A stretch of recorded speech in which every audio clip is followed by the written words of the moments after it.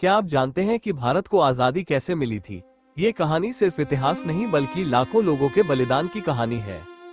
आज हम आपको एक ऐसी कहानी बताने जा रहे हैं जो आपके रोंगटे खड़े कर देगी। ये कहानी है भारत की आजादी की। भारत की आजादी की कहानी बहुत लंबी, गहरी और संघर्षों से भरी हुई है।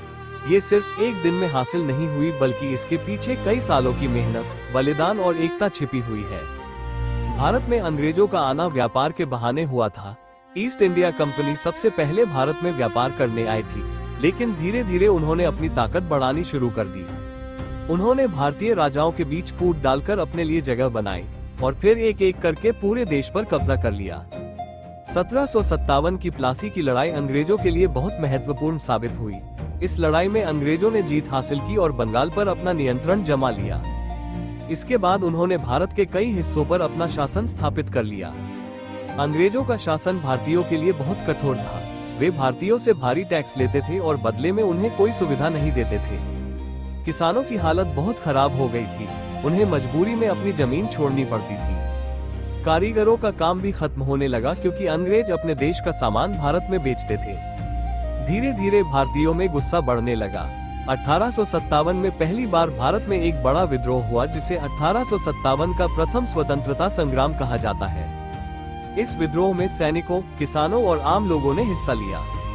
हालांकि यह विद्रोह सफल नहीं हुआ, लेकिन इसने भारतीयों के मन में आजादी की आग जला दी। इसके बाद लोगों ने समझ लिया कि अंग्रेजों के खिलाफ संगठित होकर लड़ना जरूरी है। 1885 में भारतीय राष्ट्रीय कांग्रेस की स्थापना हुई।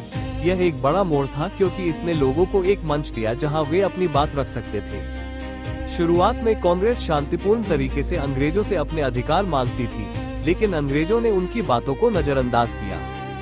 इससे लोगों में असंतोष और बढ़ गया। 20वीं सदी की शुरुआत में आंदोलन ने एक नया रूप लिया। महात्मा गांधी भारत आए और उन्होंने आजादी की लड़ाई को एक नई दिशा दी। उन्होंने अहिंसा और सत्याग्रह का रास्ता अपनाया। 1920 में असहयोग आंदोलन शुरू हुआ। इसमें लोगों से कहा गया कि वे अंग्रेजों के संस्थानों का बहिष्कार करें। लोगों ने विदेशी कपड़ों को जलाया और स्वदेशी चीजों का उपयोग शुरू किया। इसके बाद 1930 में नमक सत्याग्रह हुआ। गांधी जी ने दांडी यात्रा की और अंग्रेजों के कानून को तोड़ा। इसी दौरान कई क्रांतिकारी भी सामने आए। भगत सिंह, चंद्रशेखर आजाद और राजगुरु जैसे युवाओं ने अंग्रेजों के खिलाफ सशस्त्र संघर्ष किया। भगत सिंह ने अंग्रेजों के खिलाफ अपनी आवाज बुलंद की और देश के युवाओं को प्रेरित किया। दूसरी ओर सुभाष चंद्र बोस ने आजाद हिंद फौज का गठन किया और अंग्रेजों को सीधी चुनौती दी।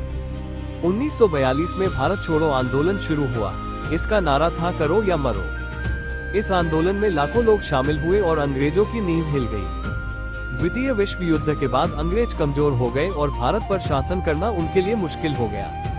अंत में 15 अगस्त 1947 को भारत आजाद हो गया, लेकिन इसके साथ ही देश का विभाजन हुआ और पाकिस्तान अलग देश बन गया। इस विभाजन के दौरान बहुत हिंसा हुई और लाखों लोगों को अपने घर छोड़ने पड़े, लेकिन आखिरकार भारत ने आजादी हासिल कर ली। आज हर साल 15 अगस्त को स्वतंत्रता दिवस मनाया जाता है और उन सभी वीरों को याद किया जाता है जिन्होंने देश के लिए अपना सब कुछ न्यौछावर कर दिया।